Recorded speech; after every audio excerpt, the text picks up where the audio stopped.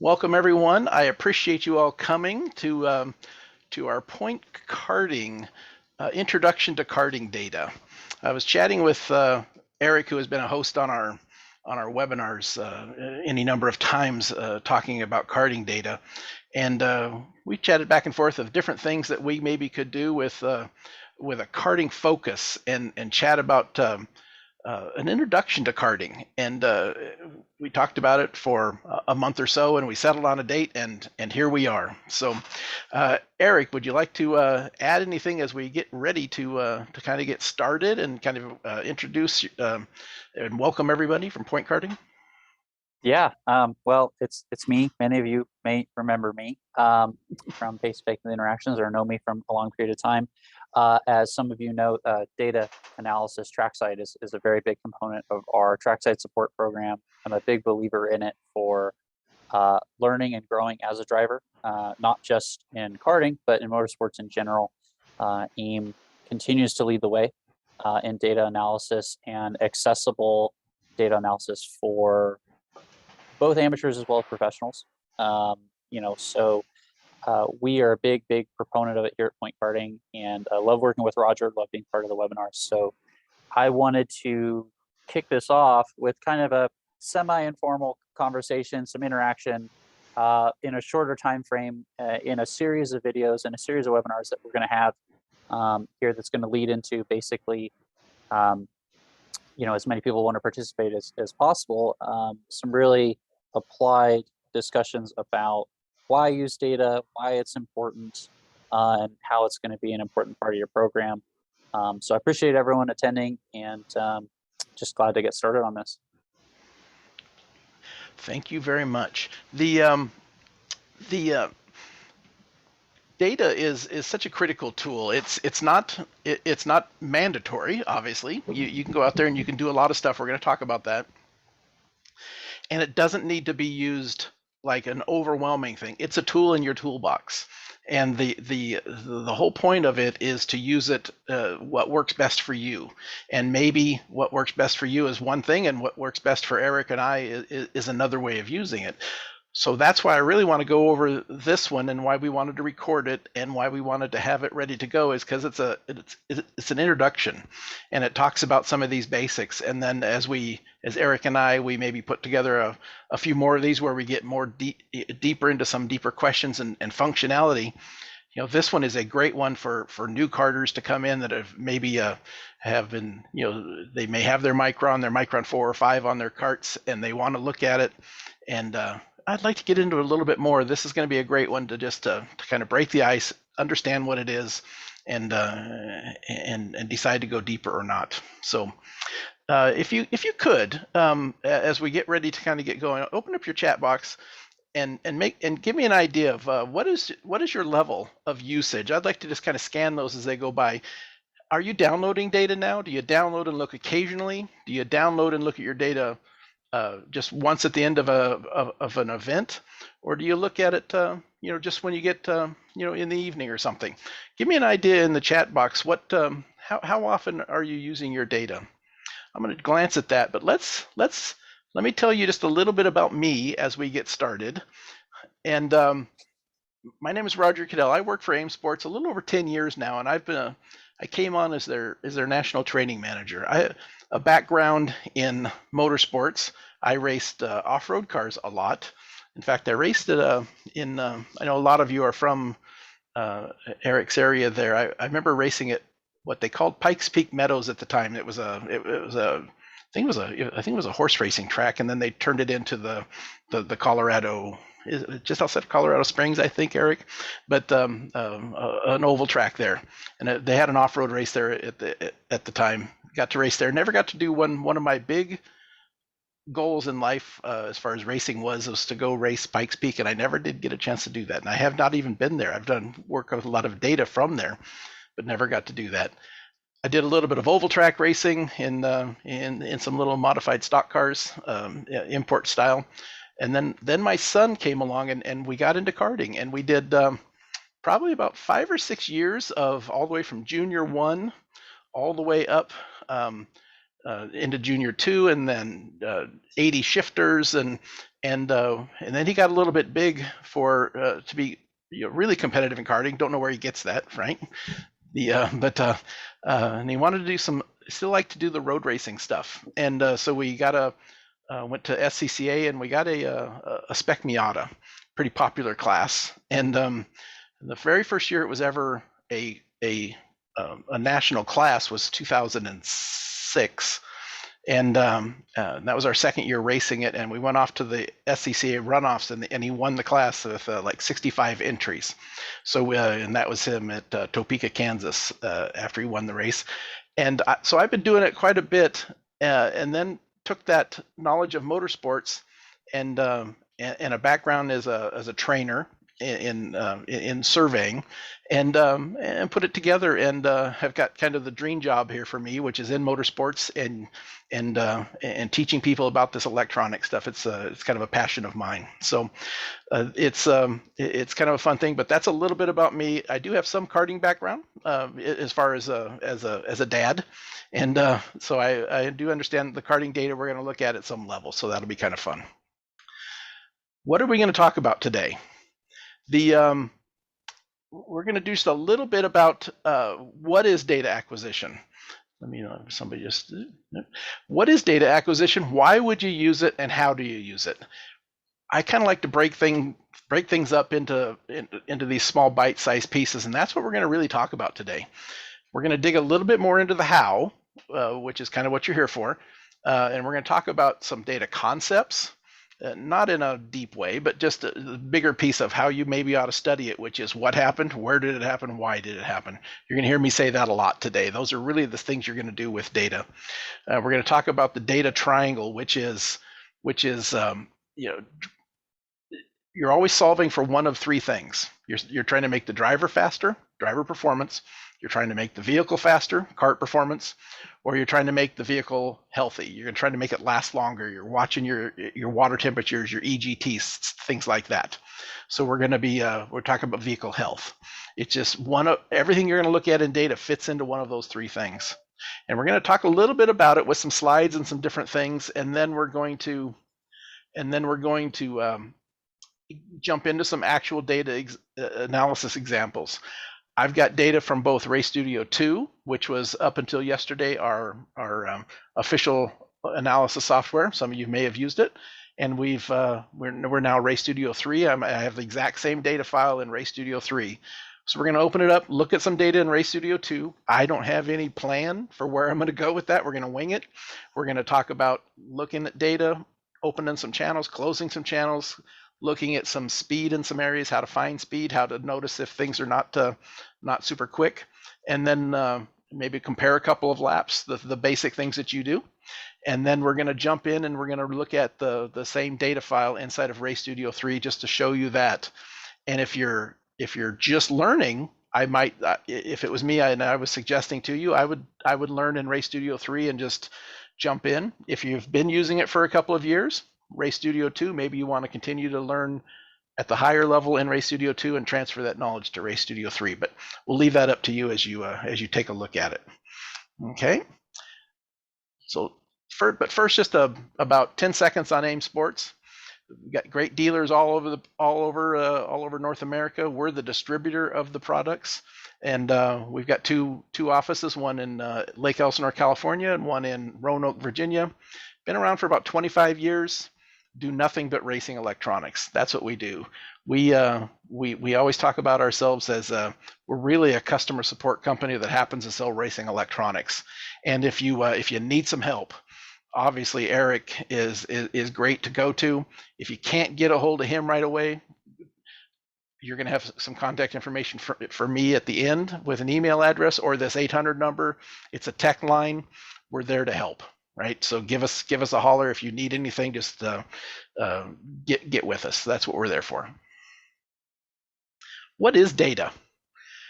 Data, the way I look at it is there's different methods of data acquisition. There's this seat of the pants thing, right? And I think that's still a valuable tool. If you have data and you've got all this electronic squiggly lines, and the driver can't tell you if it's that it's just feeling horrible in turn 3. you have to go in and do some data mining, right? You have to dig in a little bit. Boy, the seat of the pants as a data acquisition method is still valid. And this is a picture of me when I first started, right? So the stopwatch, lap times are really what we're all about, right? As racers, and that's a form of data acquisition. You make a change, you make some laps, the lap times went up or down. You don't necessarily know, why or how it happened, but you definitely know if you're faster or slower, and that was and still is a great data acquisition tool. And then of course the video. A lot of you may have GoPro. Some of you may have our video solution, which is a SmartyCam. Video is great, especially for junior drivers. Being able to look at that and be able to point at it, they're so good at look and see and do. So video is obviously a data method. And then of course the data systems, the Micron 5s that many of you have. So we're gonna focus mainly on, of course, the data systems today. But just wanted to make sure that you understand that there's other things that we can do, and they all kind of tidy up together and fit and work well together. Data is just a deeper method of doing a lot of the same thing. What is it? I've said it here once already, but I see it as just another tool in the toolbox. It's just like an engine or a shock dyno. That data system, that Micron 5 is just measuring and recording performance. You go out on the track, it is grabbing all of this information. It's not, at that point in time, it doesn't know that it's the vehicle performance. It doesn't know if it was the driver performance. What it really knows is you were doing this speed with this many Gs at this many RPM at this spot on the track. All of that happens, and it memorizes it, puts it in memory, and the real magic happens in the software. That's when you're able to start to break that down and understand that the driver did this in turn 3, and that's why the lap time was so much better, or the engine made with that tune and that shock change or whatever you did. I'm sorry, but jet change, or needle change, you're able to make the engine run better, and you got better performance on the straightaway. You know why it happened, and that's where the software is really the tool that we need to focus on in order to really understand and know what we're doing. Some concepts. I mentioned it was not very deep, and it's not. It's really there's a pre-session configuration thing that you need to do. Micron 5 is set up, the Micron 4s as well. I don't know what everybody has, but the Micron line is really set up to do all of this configuration stuff on board. So there's very little work that needs to be done with a laptop. So you get in there, you plug in your expansions, you set some alarms if that's what you're interested in. If you want to make sure that you get an alarm if the water gets too hot, or the EGTs, or the shift lights if you have a shifter, set all that up ahead of time. And then when you get to the track, you get ready to go out, and then you've got the data analysis side. That's the post-session side. That's when we download the data and we start to take a look at it. We give you all sorts of tools that we're gonna look at a little bit more here. And the way I always like to look at it is to kind of finish up the what is data acquisition. Data is knowledge. It's just information, and knowledge and information allows us to turn that into speed. And so the question always is how fast do you want to go, and how much do you want to work at that? Again, it's a tool in the toolbox. If you buy the wrench and you leave it in the toolbox and never use it, it's there and you can do some things with it. But data is that same way. You got to get it out and you got to use it a little bit. Why use it? The way I always look at it is to constantly improve. It's driver performance. And driver performance, vehicle performance, and vehicle health. We're really trying to improve these three things, and when that happens, results improve, and that's what we're really after, right? So the proper and consistent use of data is really important. Remember, it's just important to understand what went right, as it is to understand what went wrong. So I have some people that will say, well, okay, we're really hurting this weekend, and I really want to.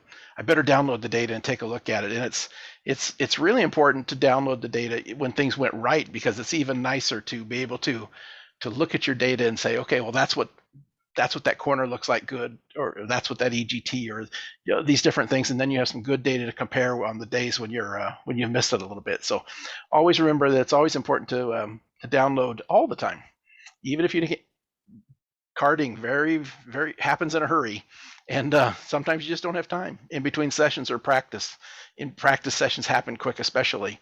If you can't get at it, you can't get at it, right? But when you do have a minute, do your best to download that data and take a look at it, even if you're just downloading it and saving it to look at later. How do you use it? Really what we're all here for tonight. The best practices of taking a look at data, this is kind of broken up like that earlier screen. You've got some hardware, it needs to be designed. And I don't mean the screens and the chips and the diodes and all that. We'll take care of that part. But design your system. What's important to you as on your kart is just lap times and speed. With a Micron 5, what you want, that's fine. If you want maybe throttle position, brake pressures, or steering position, understand what you want and design your system, right? And then of course install it, configure it, and calibrate it. Those are all done ahead of time. Can be at the track, it can be at home in the garage, and then you're going to use it. And then you've got this little loop that we're going to go through a lot. We're going to use it. We're going to go out on the track. We're going to download the data. We're going to open that up in the software, and we're going to analyze it. We're going to ask the three questions I've already mentioned. What happened? Where did it happen? And why did it happen? What happened? You were a little bit faster in turn 3 than you were in your warm-up lap, or whatever it happened to be, warm-up session. Where did it happen? It's turn 3, but we also want to know a little bit more to be able to make these decisions on the next question. But was it on the entry that you were faster? Was it the middle? Was it the exit? The data makes this very, very easy to dig into that level. And then the why. Why did it happen? Why were you slower into turn 3? Well, I was slower into turn 3. I didn't get after the brakes hard enough. I was on the wrong line. I was trying to pass a car, whatever happens to be. And then we keep digging into this why until we get a good solid answer. And then we repeat it. You go back out on the track, you use it, download it, open, analyze what happened, where it happened, why did it happen. So it's really this loop. And there is some of that. I know some of you mentioned in the chat that you look at the data on board, and from the picture here you can see that there is a view button that you can push and look at your last 3 laps, and you can see your minimum, your maximum RPM, minimum RPM. You can see your 3 best laps, that kind of a thing. And those are, but that only gives you a little bit of what we're talking about what happened, where it happened, why did it happen. Okay. So we put it all together on one screen, and the data analysis concepts. It took me a few years to get this kind of tidied up and get it down to where it was really one screen of kind of you print it out, stick it onto the top back of your toolbox. What is data? How do you use it? We already talked about it a little bit. What happened, where it happened, and why did it happen? There's one additional little piece that we always like to chat about, though, and it's a little bit, sometimes it's hard, but is it the driver or the vehicle that is causing this thing you found about why? Yeah, slower into turn 1, and so is the driver? Let's say we figure out that it was why, and it was because the kart is understeering from the middle of the corner off, let's say, and kind of a little bit more maybe of a typical thing, and so you wonder, is the driver doing something to create that, or is the driver reacting to that? Right, that's a critical component of that why, and what we adjust is the driver going in, throwing the steering wheel, opening up their hands, and then turning their hands again, and lets that kart settle down, puts that inside tire down, and now of course it's going to understeer off the corner if it's no longer has that inside tire lifted up. Or is the kart doing something that is just creating the understeer by itself? Critical to understand that, and then to know what to adjust. Do you adjust the driver, or do you adjust the kart? Money channels. Always be thinking about these money channels and what's important to you. What are you trying to get to? We open up these data files and we see 25 channels of data, and it can be overwhelming if you don't keep some of these smaller things in mind. One of which is the money channels. There's really 2 things that we're really focusing on: lap times and speed. Everything else, there's a ton of channels in there. There's longitudinal Gs, there's lateral Gs, there's throttle positions, there's temperatures, there's all these things. But really, all of those other channels are all telling us what is happening with the lap times and speed. That's the way, if you think about it, I walk up to a lot of computers at the track, and I'll see people have a whole bunch of data open, and I just slowly just start closing channels down, and I get down to the point where it's we've just got a speed trace of their qualifying lap and their race lap, and they're wondering why they lost time in the race. Well, really, what we got to do first is find out where it happened. Find out that it happened, where it happened, and then we start to work on the why. Then we may add some of those channels. So don't get yourself overwhelmed with all these data channels. A lot of times it's just lap times and speed. All of those other channels are really affecting and giving us info about those money channels. And of course, then I always like to have a focus on, to make it easier, I'm going to open up my computer. What am I going to work on for the next 5 minutes? What am I going to study? Don't let yourself get chasing squirrels, right? I want to look at the vehicle health for a second. I want to look at what my RPMs were. I want to look at my temperatures and solve that problem. Either rule them out, or if we do have a temperature problem, what do we got to do about it? And then go in, okay, let's look at what the driver is doing and understand, is there any way that the driver can be improved, right? Driver performance. And then maybe the third one is vehicle performance, or you wait on that one till the end of the day. But if you think about it that way, where you take smaller bites at this, it's not nearly as intimidating as it can be. So good. That's really kind of what I wanted to cover as far as some of those topics of the basics. Do you have anything to kind of add there to any of that, Eric, as I read some of the chats that have come in? Yeah, I do. I was looking at the chats as we were talking here, and often at the track I'll see, just here in Colorado and at other events, is even an advanced team. They'll look at the lap time, look at their peak RPM, their minimum RPM, they'll look at their best lap, and then they kind of don't really use the tool anymore. And it's always baffled me, because the Micron 5 in particular, and the 4 with the correct outfitting of it, is so powerful. Many of you may have heard the name Nash Motorsports. They're a national level kart team. When I started kart racing, Seth Nash, the owner, he was my driving coach. We had a conversation several years ago now about data and how it has changed and how powerful of a tool it is now. And he said, his comment is that it's unfair. It's unfair how powerful it is compared to how it used to be. We talked earlier in this presentation about different forms of data analysis, right? There's seat of the pants feel, there's the stopwatch. But if what you're looking for in motorsports, it is true that there is constant improvement. There's never really good enough. That there's a lot that you can get into with this tool, and it's not the be all end all. There's many other tools in your toolbox, but the biggest thing I would urge people to do is use this presentation as kind of impetus to really start digging into at least some of the basics of taking all that this Micron 5 and all that the data analysis tools are recording and go a little bit further. I also agree with Roger's comment on the not overwhelming yourself with a bunch of different data channels.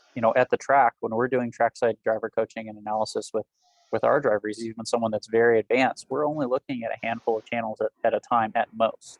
Very rarely do we go beyond that, simply because for the most part, we're able to tell what we need to tell from the lap time and from the speed trace and maybe the driven line and one or two other channels that we'll look at. But for the most part, it's not that the other channels aren't important, because they are.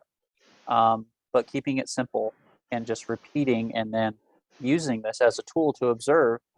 Dawn, you mentioned, that you download the data, but you're not quite sure how to translate that to different clutch engagements. Well, once you have a little more practice under your belt of looking at the data and understanding how to note the differences and have some more practical, then you can go make changes, whether it's to the engine or your gearing, and you could start making those determinations. Perfect.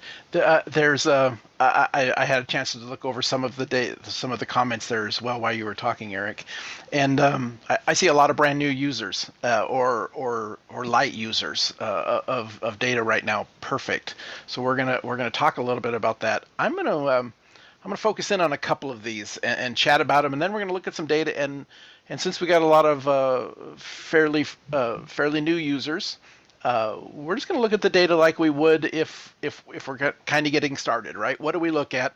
What are the basics? Maybe a little bit of working around in the user interface. And then, okay, it's a squiggly line. What does it mean, right? Let's look in to find some speed and some understanding of what looks fast and what doesn't. But there's a couple of questions here I want to cover. One of them is from Dustin. Not questions, but a statement. Dustin says, new to karting with my 6-year-old, future race car driver. I would like to, I showed a slide there and I went past it pretty quickly and I didn't focus on it. This slide here, there's probably, it's karting, so there's a lot of you that are listening are probably parents of children that are getting into karting. That's a picture of Kyle Busch and his son Brexton. And while you may not be a NASCAR fan, that's fine. And if you are a NASCAR fan, you may not be a Kyle Busch fan, that's fine.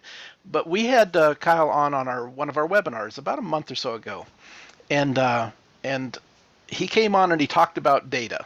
And I wanted to talk to him a little bit about his experience with data, especially early in his career. But what the bulk of that conversation was about was using data as a dad, as a parent in karting. In his case, it's cage karts, dirt oval stuff. But if you get a chance, to those of you that are parents to karters, Dustin, your comment got me thinking about it.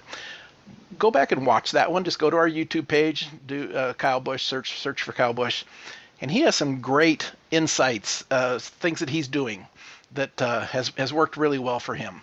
And I understand from other folks that Harvick has also been chatting with some different people about ways that he's just getting into karting.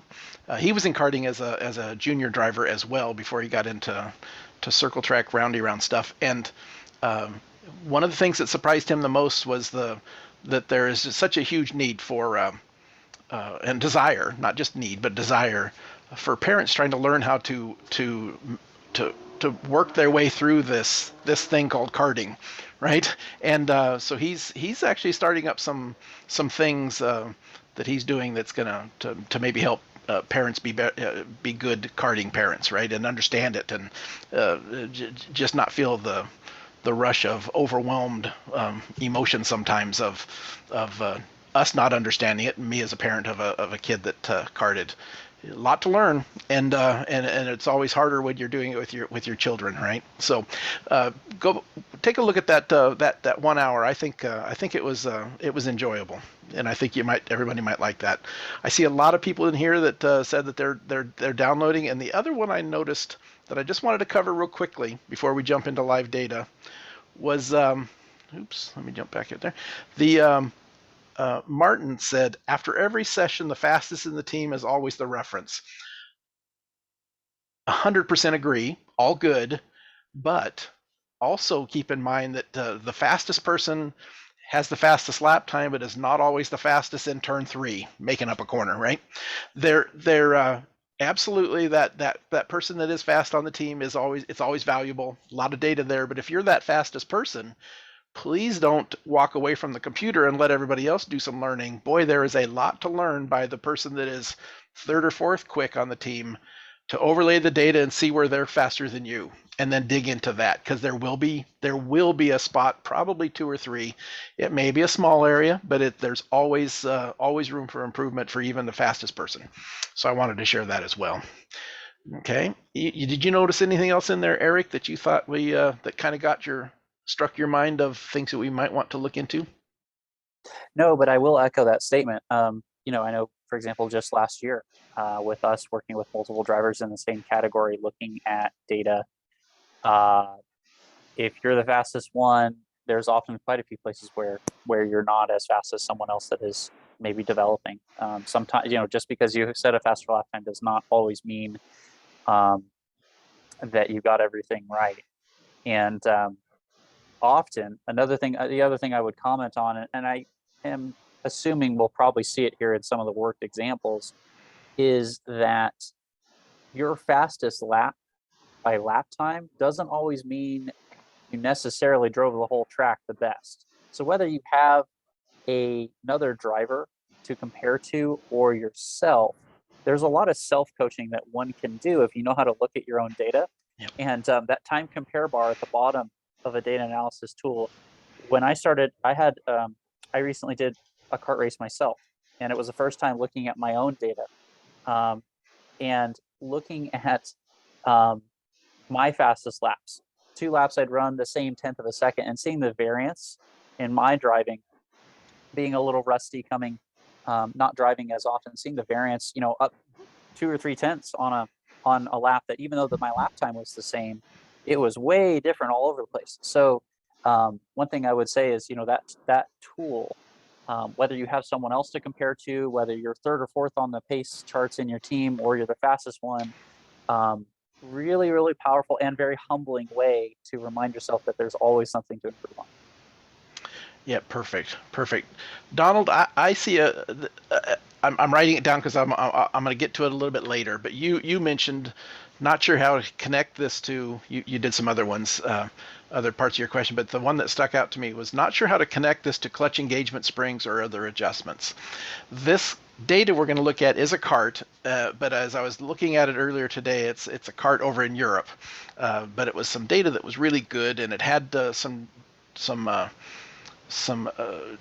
channels in it that I thought some of you may be interested in, including a throttle position and steering, that we won't focus on a lot, but I thought in case anybody had a question, I wanted to have some data that was there for it. But I think it's a direct drive kart. So it's we're not going to be able to see that clutch question you had there, at least a little bit. But I want to I'll get back to it a little bit later and show you what to look for. That is one of the thing that hooked me on data was when I first I like this kind of stuff, I always have, but when I learned how to read the clutch data was a day and night change for our kart speed, and opened up data in so many other ways for me. So when you mentioned that, it was very clear. Here's Race Studio 2. As I mentioned, up until yesterday, this was our supported data analysis program. It's going to be around forever. We're going to support it for a long time. We're still going to build even new videos and webinars about it. So don't, if it's what you're using a little bit here and there, don't worry. It's going to be around forever. But Race Studio 3 was just put into production yesterday. I'm going to take the same data. In fact, I'm just going to click on it real quickly and show you this exact, I thought I had it open. I'll show you this exact same data in Race Studio 3. It's just our next generation of the product. And and I'll show you how to look at some of the same exact things in Race Studio 3 as we do in 2. But I knew some of you probably were more used to Race Studio 2, so we would start here. Eric talked about the time compare bar. If you don't have that teammate, sometimes you're looking at yourself versus yourself, right? And either a qualifying lap versus your race, or 2 laps in the same session, like we're looking at here really quickly. Across the bottom, let's go over the user interface really quickly. And I'm going to talk about this bottom bar, this main window here, and the track map, and this little bar over here on the left. Let's lay out the software just a little bit for you. And then, so when I'm pushing buttons, it'll make some sense rather than me just clicking around, right? So there's a bar across the bottom that when we open up a session, these are the laps that you ran. And AIM Race Studio software 2 or 3 is a lap-based software. It's really all about this. Every one of these little boxes down here is a lap. This one's colored blue right now. This one's colored red just because I told it to be up here in the upper corner. I could drag that 8 over here. Now we're looking at lap 7 versus lap 9. It's as easy as just grabbing it and moving it with this little hand, right? So we can look at different laps that we want to look at and figure out where this driver was faster or slower than themselves, right? That's the test laps toolbar. This main window, we call it the measures graph, but it could be an XY plot. It could be, it could be histograms. It could be anything, but the 95% of your time is going to be what we call a measures graph. It's the squiggly lines that we joke about. And it's nothing more than the left edge is where you went across the start-finish line and I'm showing it here on the map. there's a start finish line, and if I just drag this across, you can see those little X's of the 2 laps I've got active are just driving around the track from left to right. And when we get over here to the right edge, that's the end of the lap. And you crossed over that, either that on the older systems it was a lap beacon, optical beacon. On the 4s and 5s, certainly the 5s now with GPS built in, we're using a GPS based lap timing. And that's just the right edge, and the left edge of this particular screen is the start finish line. Okay?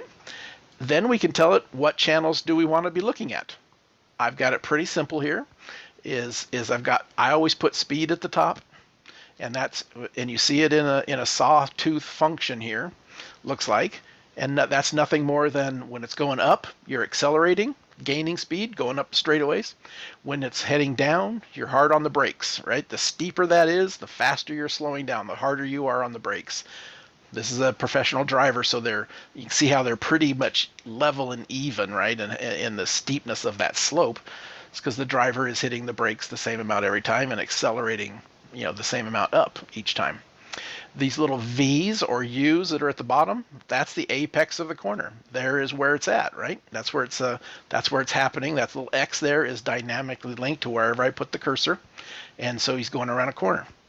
And that is what the mid-corner speed is up here we call them channel tags. And wherever the cursor crosses each of the 2 different colors, there's a red lap in this case and a blue lap. The red lap was 34.7 miles per hour, and the blue lap was 34.5. And since I have RPM up here, it tells me that the RPM for each of the 2 laps, wherever this cursor crosses, here we are. Let's go to this end of this straightaway here. This after this big turn 1, there's a little short straightaway. The driver in one of these did set the same driver, of course. Put that person in. The was 74.5 miles per hour, and on the blue lap was 74.0, so a half a mile per hour faster on the red lap. And you can see here's where the driver was letting off. But if we take the cursor back just a little bit, the motor was at 15.9 and 15.8 for the two engine RPMs at that high speed. Okay, it's really pretty much that straightforward. And we could add another channel and look at lateral G's, and we could look at longitudinal G's, and we could look. You determine what you want to look at to understand why certain things are happening. But the over here in this area is a GPS map, and it's just what we call the driven line map. Wherever the cursor is that I put the cursor here in the main window, in the measures graph, the cursors of that lap, or single or 2 laps, are over here.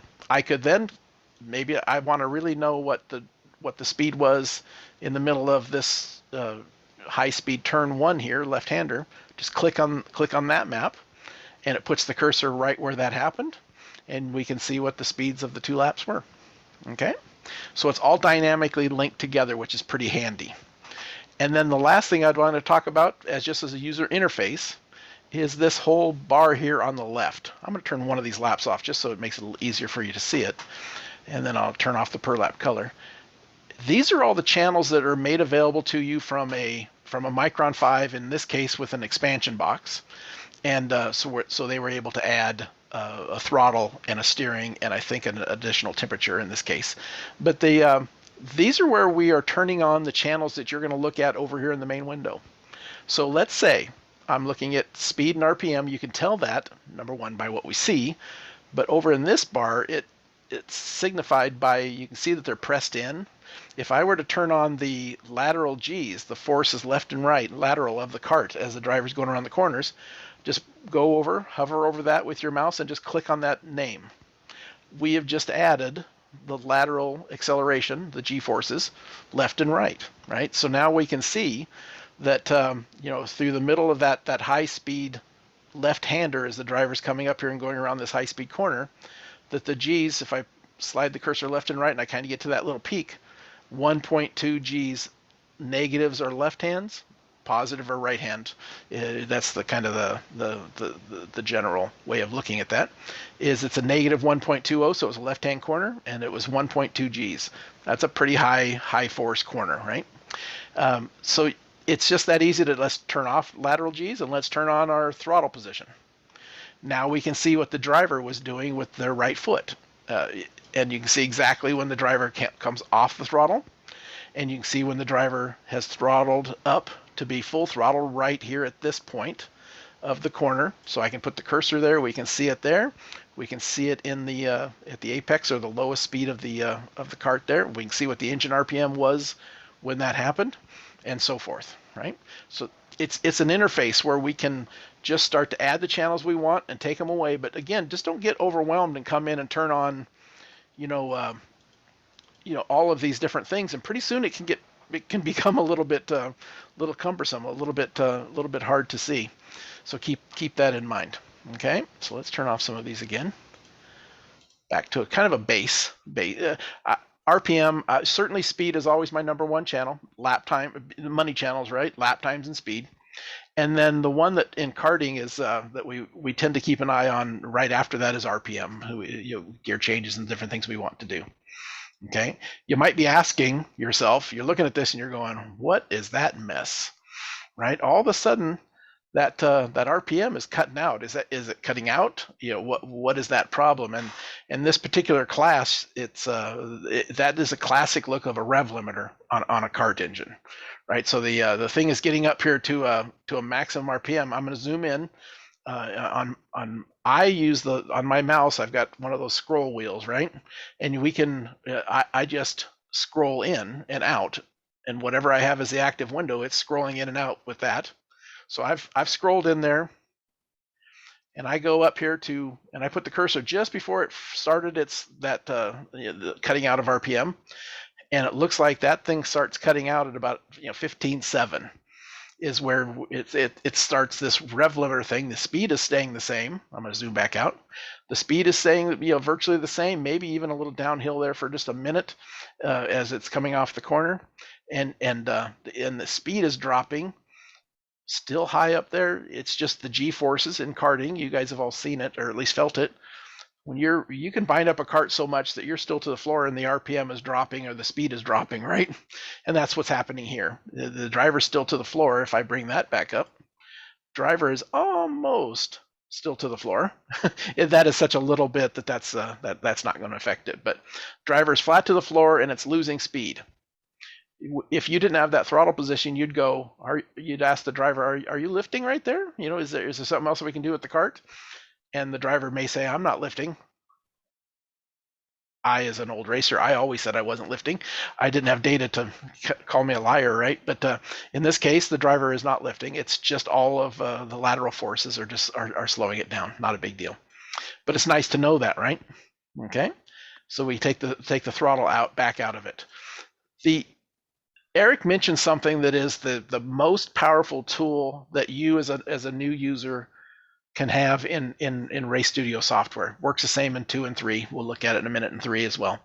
But you've got your fastest lap here. In this case, if I want to bring up the lap times, over here on the left, I just clicked on a little tab up here. This is a lot of we're very tab based. We're trying to do a lot of things on your laptop, right? To make it easier for you, so you don't have to be opening up and doing pull downs and leaving the main screen. So we got a lot of tabs. One of them is the laps. So I can look at this, and it's 47.5 seconds is this lap that we're here looking at. It's the highlighted one, and here's all the rest of the lap times. So Eric mentioned that he would go out when he was just got back in. It was a little rusty. Didn't have data to share with a teammate, and that's 50% of the time. That's the way it is, maybe more than that, right? And so we have to learn some tools that we can learn quickly to use our own data to get faster, not just find out from teammates where we're faster or slower. So if we were to turn on a second lap, this lap 8, just before it, was a 47.67. The driver's best lap was a 47.53. So what, 1500ths or so? So you can come up here to the laps tab, and I can check that box, and we just added lap 8. Or one of my favorite things is I just leave the measures toolbar up, and you can come down here into this test laps toolbar across the bottom, and you can check that little box or just double click anywhere on that lap, and it just adds that lap. Okay. So let's do. Roger, Go ahead. you can see, that time compare bar instantly. You can see that at the start finish line they had that variance, but you can see that thing telling you a story going up and down all the way through the lap. And I have this conversation over and over with drivers. Oh, I did this lap time. I'm third on the board. We're doing fine. We don't need to look at it. I said, well, oh really? Let's go look at this, and you can see, okay, well, there's 2 or 3 tenths that were all over the place on the time compare bar, and it's a great tool to when you're by yourself, to be able to now look at it. This is probably true for at least 50% of the people that are on this webinar. They may not always have a teammate. They may not always have someone else to look at. So being able to use data as a tool for yourself without some sort of other reference or some sort of other person to look over the shoulder of is a really great example. I absolutely agree with that, and let's take it even a step farther. Let's say you do have a teammate. The time compare bar is still the most important tool in the toolbox, because here we're looking at the driver up against themselves, right? Back-to-back laps. And here's the scale over here on the side. This is a tenth of a second. There's that 12 or 13 hundredths that the laps are different. And if you look at this, everybody, so you understand what we're looking at. You might be, you hear Eric and I talking about it, how important it is, but you're going, yeah, Roger, but what the hell is that? What are you telling? What is it showing me, right? And so let's talk about it. The fastest of the 2 laps, in this case, the 47.5 for the red lap, 47.6, just a touch over that, for the blue lap. The fastest lap will always be a straight line. And then the other lap is being compared against it. If it is below the line, the blue lap was faster. Where it is above the line, it's slower. So in this particular case, the red lap being the fastest one, but if I put the cursor right here, right there, in that case, at the blue lap was actually ahead of the red lap by 0.05. And when I say ahead or behind, it's time, but we all think in space, right? But so if you think of that video game you have, that video console of racing cars, you're racing against somebody, and they have that ghost car, and you're going back and forth with it.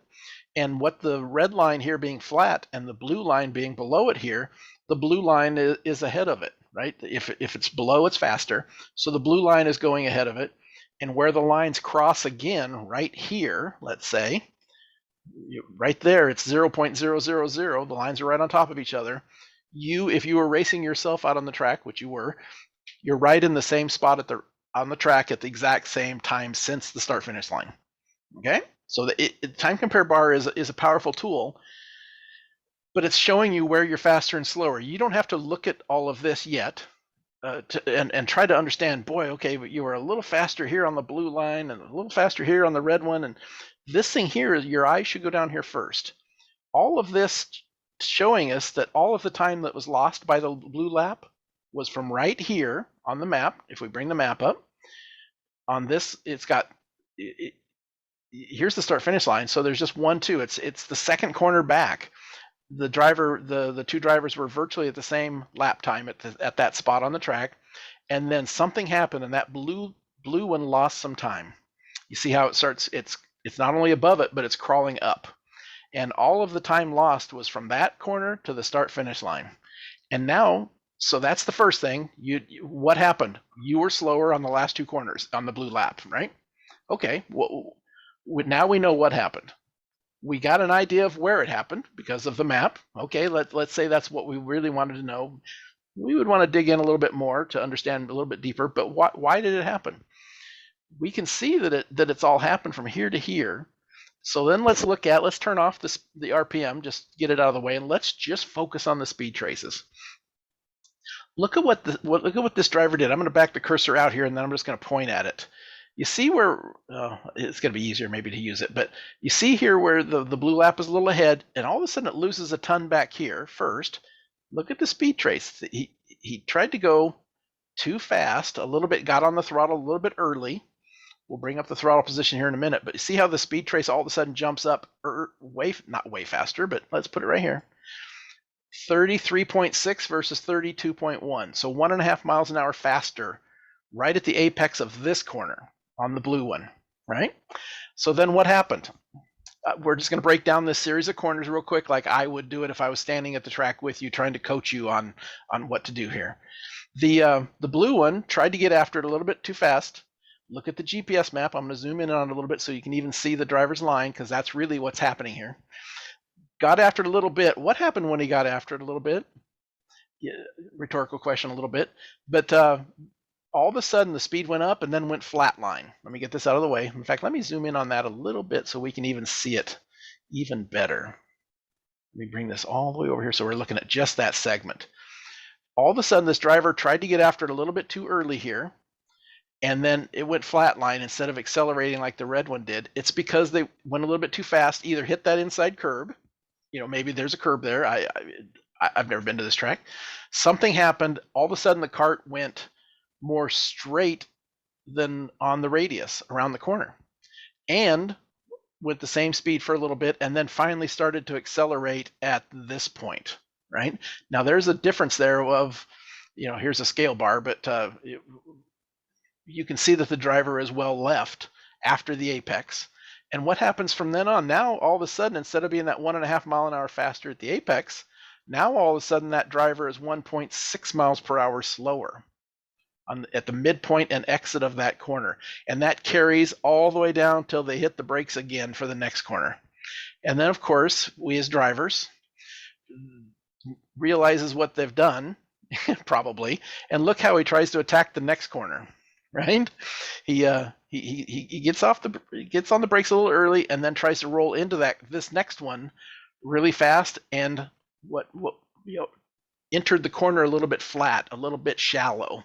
Right? Look at where the red one's out here set up wide, where it's going to be a nice radius around the corner.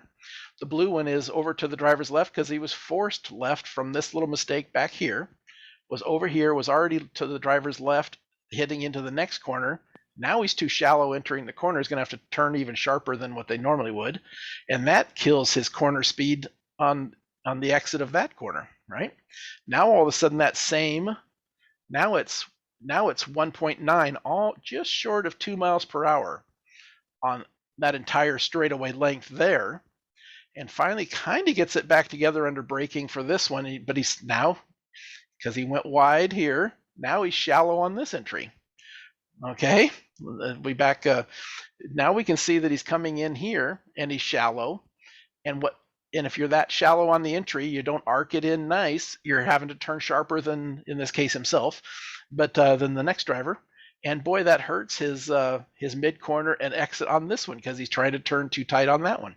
And then what happens? All the way down this next straightaway, I just put it in the middle of it, heading towards the start finish line. He's 1 mile an hour off, all the way off.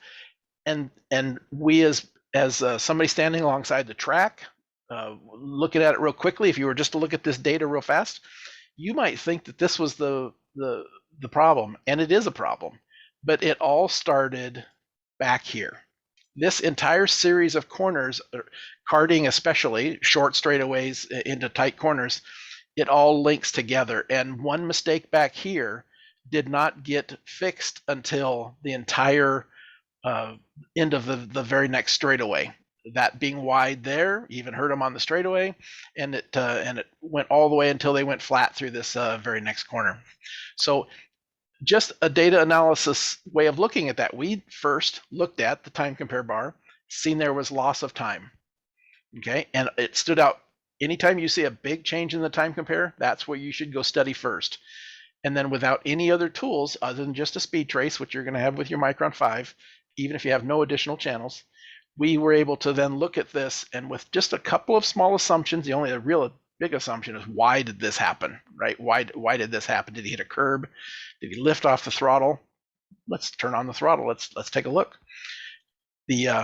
Went back to the throttle, and at that same spot, this is even more that telling me he probably hit the curb, is I'm going to zoom in just a little bit on that just so we can see it. He was throttling up in kind of a normal way, maybe a little bit earlier than normal, but throttling up, and all of a sudden jumped out of the throttle just a little bit, not all the way to zero, but came out of the throttle right when all of this happens. My guess is he hit the inside curb, right? And it jarred the cart a little bit, and probably picked the front end up and moved it over, because he was fairly tight. If we really look in here, and right if we're looking at right where that happened, and if we were to zoom well in, he maybe even was up on the curb and came off it at that point, right? So there's something happened there because he went in too tight on this corner here as well. So throw in your ideas into the chat box if you want, but that's what I see. What Eric, you have anything you would add to that one? No, and I think honestly that work example is a perfect little snapshot of why Walk data your way is so through. powerful.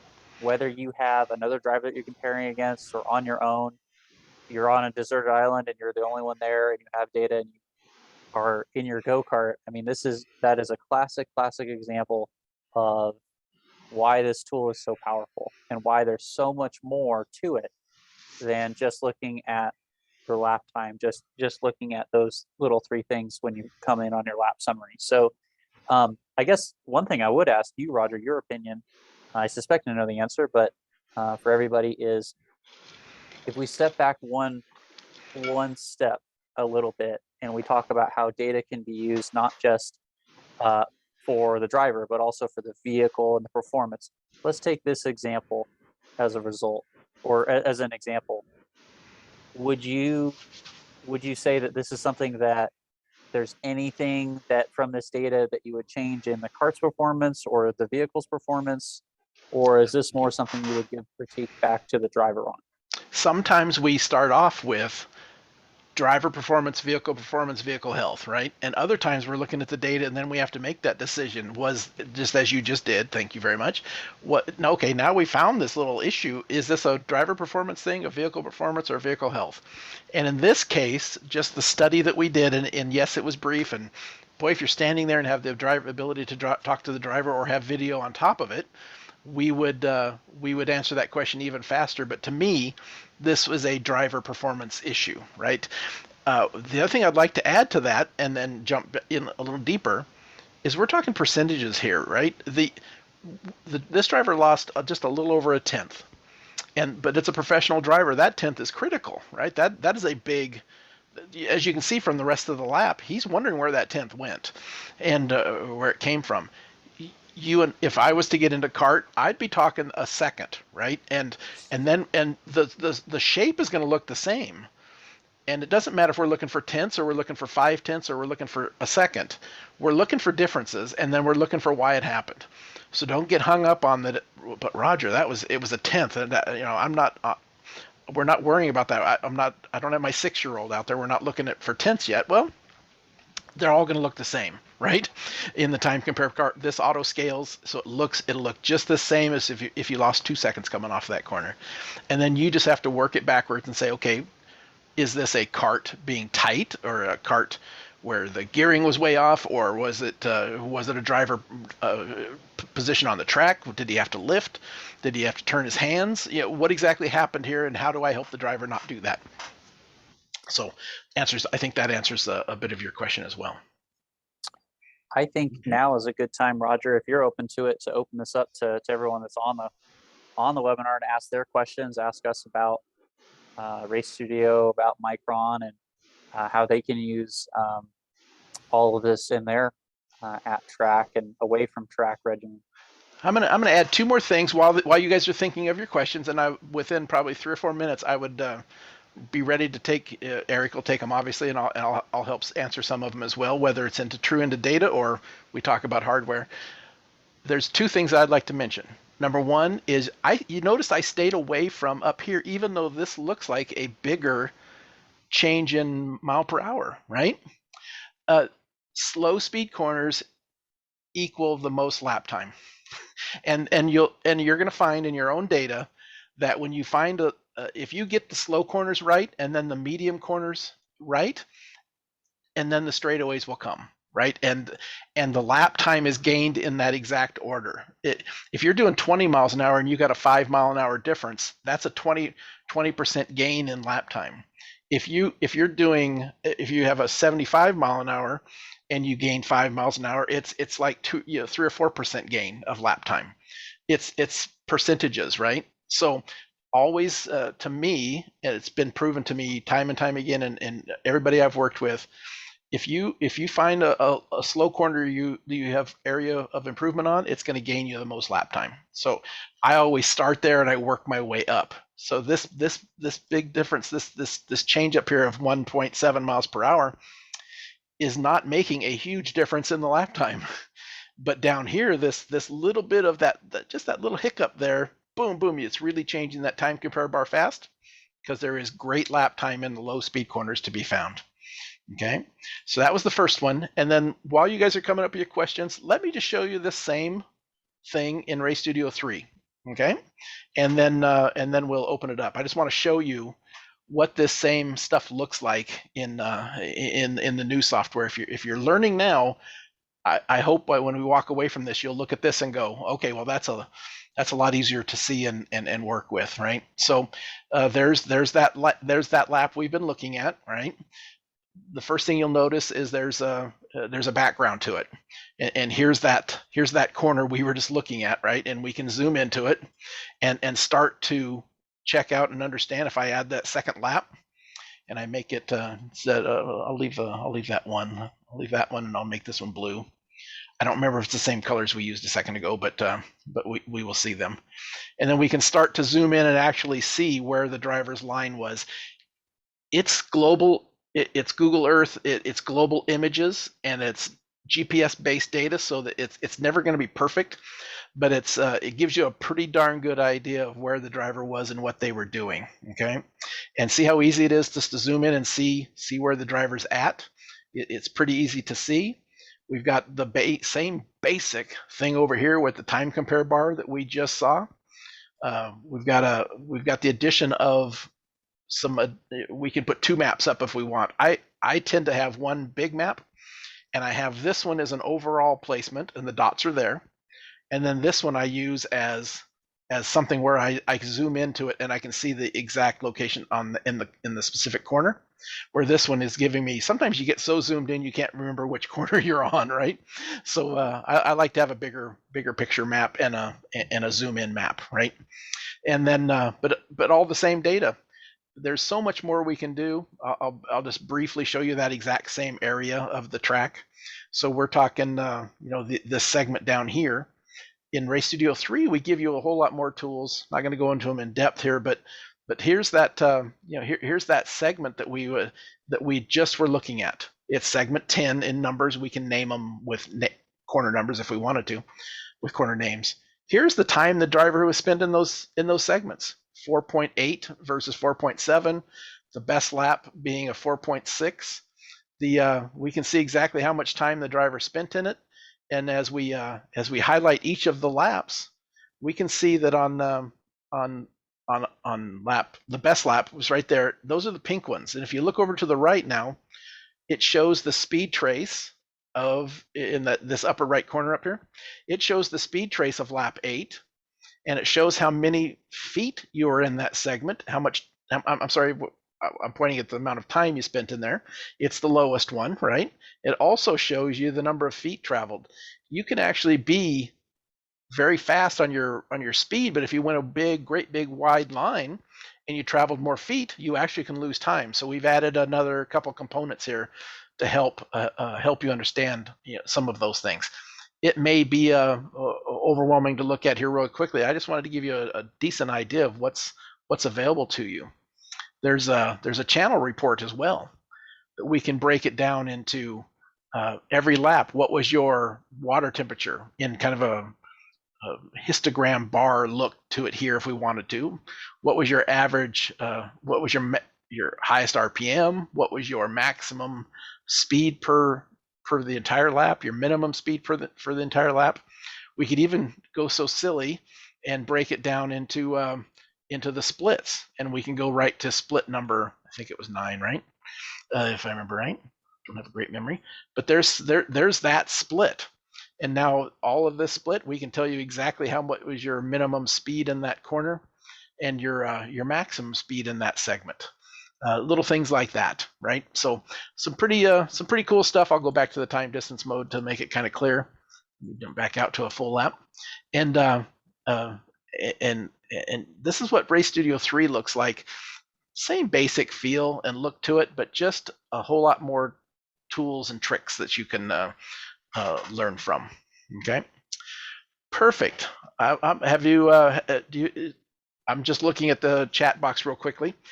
We'll read some. We can have you turn on your camera and your microphone if you wish, and we can talk about either data analysis or hardware. Did you find any in there, Eric, that you'd like to start with? Oh yeah, all three of these are really good. Perfect. And they actually kind of all build on each other. The first one definitely is probably a question for you, Roger. I think I know the answer after talking to you and some other folks at PRI. But for someone that is looking to make an investment in a Micron 5 now, are they realistically going to, is that going to be the leading edge of AIM's offering for the foreseeable future? Or is there a Micron 6 that's coming along at this time? I Let me give you the quick caveat, right? I don't make those decisions. I do not know. But what I can tell you, that the Micron 4 is still supported. We can still fix them. Micron 3s, if you had a trouble with an old Micron 3 that you had for a long time, we will still do our best. If the parts are available, we can still fix it. Micron 4 is the same. Micron 5s. Think about it. 1998, maybe 97 or 6, is when we came out with the. Don't quote me on the times, but my AIM has been around for 25 years. We're on Micron number 5, right? So we do not change. It's not like an iPhone where there's 2 versions a year, right? That's not the way we do it. The Micron 5 does virtually everything you've wanted. We fine-tuned and fine-tuned. That Micron 5 is going to be useful to you for a long time. I expect it to be our current product for a good long while yet. And even if it's not, let's say in 3 years there's a Micron 6, and I'm not even thinking that way. I do not know. But the Micron 5 will still be supported, and it'll still come into the software. And if somebody had a Micron 6, we can compare data. We can compare data with your Micron 5 now with data from a Micron 1, 2, 3, or all the different Microns in the eras before. So it's never going to go out and not be useful to you. But to answer your question as direct as I can, Micron 5 is going to be around as the premier Micron karting product for quite some time. Okay. The next one is from Don, and he's wondering, for a typical test and tune, how many general laps do you recommend before data analysis and kart adjustments? I certainly have my thoughts on that, but I would open that up to you, Roger. Certainly, what you think. I'll take the risk and speak first. Here's what I think.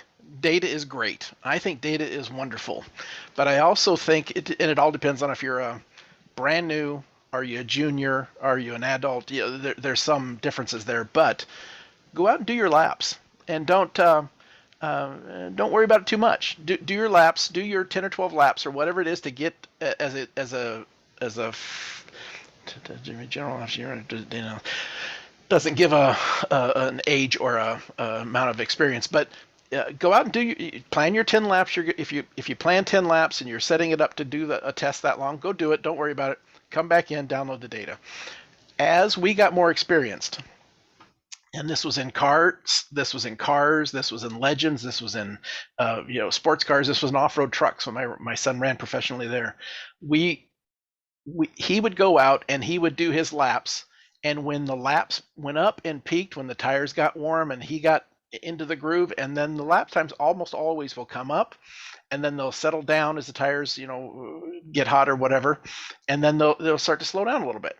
When it got to that point, if we were testing, come in at that point. Don't just go out there and burn rubber, right? It was more about, for us, finding, keep making adjustments. But if you're brand new, just go do your laps, right? And then come in and download the data and take a look at it. Even if you don't study the data right then, download it, type in some notes. What was the gearing? What did the driver say about it a little bit in the comments? Put that in there so you got a little bit of a backup, and then go do another session. So I'm not a fan of 5 laps is just what you need to do. There is a balance there on how I attack that. What did you think, Eric, about that kind of a question? Typically, when a customer asks me what they think they should do in terms of laps or when to use data or not, I typically will answer 10 laps, a 10 lap session. I think for the most part, whether you're brand new or really advanced, you're probably not going to learn a whole lot after about 10 laps Right. for most cases. And then in terms of when to look at data or when to, in a typical track day, that would be really dependent on um, what your objectives are, the level of the driver, and what your goals are for that test day. If you know you've been, let's say you went to the track the weekend before and you have previous data from it, you looked at it, well, maybe the first session out, you're already on the pace and you already have, I'm going to try putting caster in it, or I'm going to try changing my tire pressure and I want to see what that does. Well, then you might be pulling data right away. But if you're still a developing driver and you're just getting your laps in, then maybe incorporate data halfway through your day. Data is a tool, and it's something that should be used when you think it's going to help you achieve your objective. So that would be the best way that I would answer that question. I agree with it. The 10 lap number, maybe that's arbitrary, maybe it's not, different length of laps, different types of carts. But there comes a point when the general trend of the adjustments you've made are showing themselves, right? And there's no reason to do 25 laps if the cart has peaked and now it's just the driver's getting tired or the tires are getting worn. You should be able to find that change in the data at that point, or a driving change, attacking that corner differently. Do the number of laps in order to get settled down. The only backwards one of that is the 6-year-old driver we had that we were talking about earlier, right?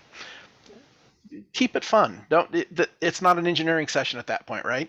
Let the driver needs experience. The driver needs to have fun. Let them go do their laps, right? At that, the way I look at it, and then we'll look at the data a little bit later or video, and throw some suggestions out there. Have them look at it and make some suggestions. The video, especially, obviously. So that I agree with you. The next one's a pretty technical question for Mark. He's asking about the sampling rate for all the different sensors other than GPS. He's also asking if there's a traction circle tool within AIM where you can see the limited grip and different things like that for karting. Let's start with the first one. Sampling rate for almost everything other than GPS, kind of tied with one that's a little bit farther down from Graham, where it talks about the differences between a Micron 5 and a Micron 5S. So I'm going to answer those together. All of our Microns, all the GPSs that have been available to us, all the way up through the Micron 5, have always been 10 samples per second on GPS information. There was some technical reasons. There were more is better in sampling rate almost always, except for, and we'll talk about that's part of his question as well. The Micron 5S, the biggest change in that Micron is we upgraded to a different GPS sensor. This data we're looking at right now is a Micron 5. It is 10 samples per second. A quick way to check that, and it's the same tool in Race Studio or 3. If I were to click on the channel information button here, sampling rate is at 10 hertz or 10 samples per second. The new GPS is 25. It's better. It's a higher quality. That's one difference between 5 and 5S. Right? There's some other smaller things, but that was the big one. All the rest of the channels in your Micron, be it water temperature or the RPM, which is he mentions there. What are the other bounces in RPM, not rev limiter? The Micron 5 gives you the option of sampling your RPM at 20 samples per second or 50 samples per second. And kart engines are relatively crude as far as their ignition systems, right? We're picking it up with a inductive pickup. There's a lot of engine noise, electronic noise around the engine. And if you sample it at the available 50 samples per second, that Micron is picking up exactly what it sees. And it may be some stray electronic signals. It may be there's things that are happening, right? And you end up with a little bit of what we're seeing here, right? And it's my suggestion to you is to not to bump up your Micron to gather that RPM data at 50 samples, which is an available thing, but to leave it at the 20 samples per second, you're going to get a lot cleaner signal and a lot more representative of truly what's happening.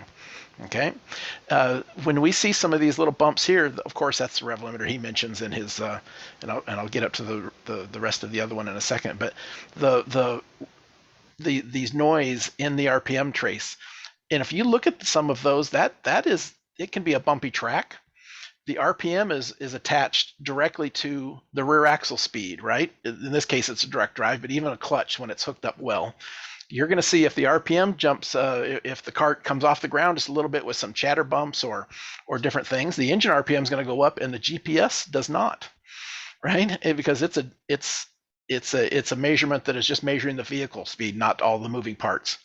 We can bring up an axle speed in this particular case, and we can turn that on and show that speed in our measures graph. A little bit Micron 5 works a little bit different, but look at the spikes now there. This is rear axle speed. This is a true rotational speed of the rear axle. You see how that's jumping up and down too? This is no longer noise. This is truly, bumps in the track where this thing has enough power that it is actually, slipping the rear tire as it goes up the track. Kind of interesting, right?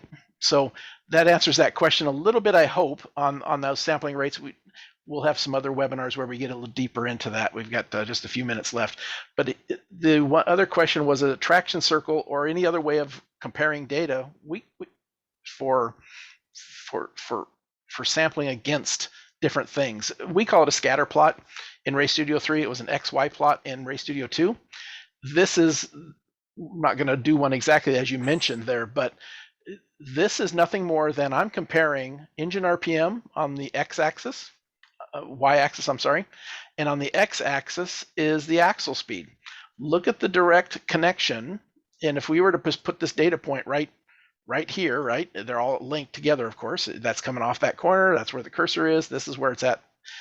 This is at this RPM, and at this mile per hour, it made a dot. And it says, okay, here's what those two things are in an XY plot. That can be a friction circle. It can be G-forces one way, G-forces the other. It can be tire temperatures versus G-forces. Anything you can think up in your mind of a correlation between two different channels, we plug it into, turn it on one side, turn it on the other, and you've got that connection. I was playing with this today because I was trying to figure out what might be a good one. I was hoping we'd have a clutch. And since it's a direct drive, this is just that little bit difference of RPM and the chain moving and things just kind of wobbling around a little bit. But this is a direct drive kart. And these are small little differences in that width is pretty narrow, but of what it is. And this is the rev limiter. If we were to look and put the cursor here where these rev limiters are hitting, that's where that cursor is the speed is still up, still at 80 miles an hour, just short of 80 miles an hour, but the RPM is dropping, and that's why you see this big tail here. So XY plots, what we call scatter plots in Race Studio 3, we can compare any two channels together. And then the colorized part, I just colored it on the, you can use a third channel. This one is red is the highest speed, green is the lowest speed. That's why you see the rainbow effect there. That is in more power in other ways of looking at things. Okay, did you read another one there? We just got a couple more minutes. Yeah, we have just a couple more minutes, but we'll wrap it up with a couple other small ones. For those using a shifter cart, can you map out, either using a sensor or in the Micron 5, a gear selection? You can do it in both on the Micron 5 itself, and there's a routine that you can go through where really all it does is looking at the RPM versus the speed, and it learns where you would see a little chart that went up and down here, right? Where this RPM equals this miles per hour. Or we can do it in the software later with an aim gear calculation. I happen to be a huge fan of doing it and letting the software do it later. It's almost always more accurate. And in a cart, you are so busy looking down and looking. Am I in third gear or fourth gear while in the middle of a corner is virtually impossible to do. So there's no reason to really do it on board, but we can. So both are available to you. And then last one. Why are there two clocks in Race Studio 3? Why are there two clocks on the map there? I'm going to open it up where I can get to a bigger one, right? And this is track specific in this case, but a little start finish line is the start finish line, right? The two flags is the start finish line. If your track or you want it, some tracks have the buried loops in them where they're giving you the actual splits and the official lap timing. And I don't know if we can see enough here. Yeah, sometimes they've been paved over, but sometimes you can even see the cut lines. But somebody has said on this particular track, maybe it was the track organizer, the track owner, or the or somebody who shared the map with us. They have we have done a hard coded split, and these are the split symbols for the track map. And we can give you breaks either on your Micron 5, where you see a lap time from the start finish line over back to here. That's segment 1, right? Just like Formula 1. And then you've got segment 2 here in the middle up to here, and then segment 3 is of course the last little piece. Those are hard coded into the track map.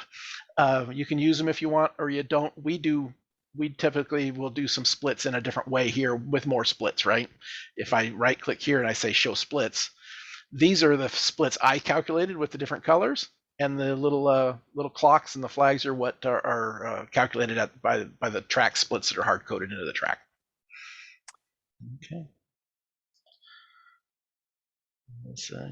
Okay, you already answered that one. Okay.